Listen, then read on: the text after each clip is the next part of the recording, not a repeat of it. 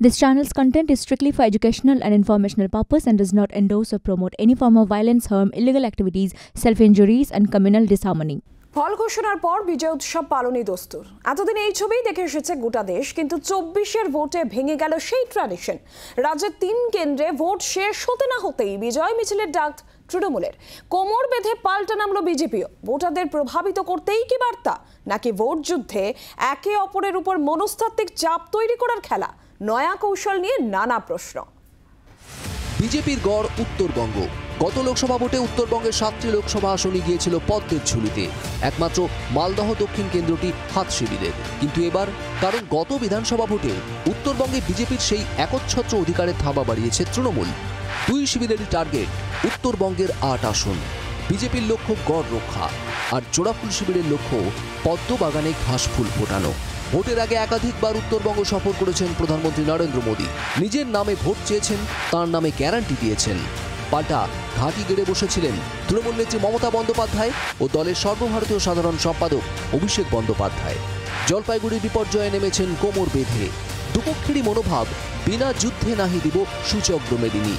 এই আবহে আলিপুরদুয়ার ও জলপাইগুড়িতে ভোট শেষ হয়েছে নির্বিঘ্নে। যদিও কিছুটা অশান্তি হয়েছে কোচবিহারে, তবে চমকের বাকি ছিল আরও। কমিশন আনুষ্ঠানিকভাবে ভোট যুদ্ধ শেষের ঘোষণা করতেই ফের ময়দানে নেমেছে তৃণমূল বিজেপি। ৩ কেন্দ্রেই মহা সমারোহে বেরিয়েছে বিজয় মিছিল। দেখা গিয়েছে আলোর রোশনাইও। এই ছবি শুধু বাংলা কেন, গোটা দেশেও বিরল বলে মানছেন অনেকেই। কিন্তু কেন ফল ঘোষণার আগেই বিজয় মিছিল? এর পিছনে কি ভিন্ন কোনো কৌশল? রাজনৈতিক মহলের একাংশের মত, রাজ্যের বাকি ৩৯টি কেন্দ্রের ভোটারদের বার্তা দিতে বিজয় মিছিল করেছে দুপক্ষ। বাকি ভোট যুদ্ধে তৃণমূল বিজেপি একে অপরের উপর মনস্তাত্ত্বিক চাপ তৈরির কৌশলও নিয়েছে। ভোটের উত্তাপের সঙ্গে সঙ্গে বাংলায় তাপমাত্রার পারদও চড়ছে। প্রথম দফার ভোট শেষ হতেই ৪০ ডিগ্রি গরমকে উপেক্ষা করে ফের ময়দানে তৃণমূল বিজেপি ২ যুযুধান শিবিরের নেতা নেত্রীরা। ভোট বড় বালাই।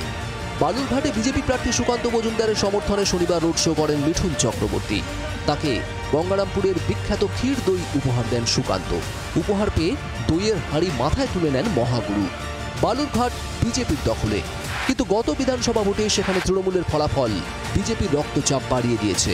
দলের রাজ্য সভাপতির কেন্দ্র সামাল দিতে ময়দানে নামতে হয়েছে প্রধানমন্ত্রীকেও। এবার বিজেপি ৪০০ আসন পাবে বলে টার্গেট বেঁধে দিয়েছেন মোদী।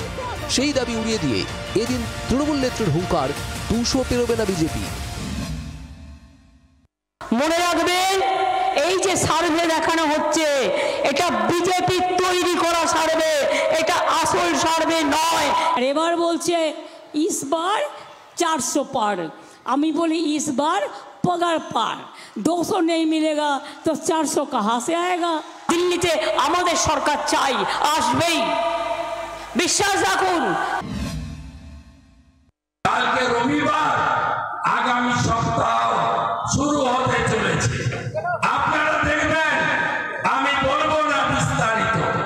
আগামী সপ্তাহের শুরুতে এমন একটা বোম পড়বে, তৃণমূল বেসামাল হয়ে যাবে। নিশ্চিন্ত থাকুন, তৃণমূল কুল কিরানা পাবে না, সেই ব্যবস্থার দিকে যাচ্ছে। এখনো বাকি ৬ দফার ভোট, কিন্তু রাজ্যে প্রথম দফাতেই টান টান রাজনৈতিক লড়াই ইঙ্গিত দিয়ে রাখল আরও চমকের। ব্যুরো রিপোর্ট, জি ২৪ ঘন্টা। বাংলার আওয়াজ, বাঙালির আবেগ, জি ২৪ ঘন্টা।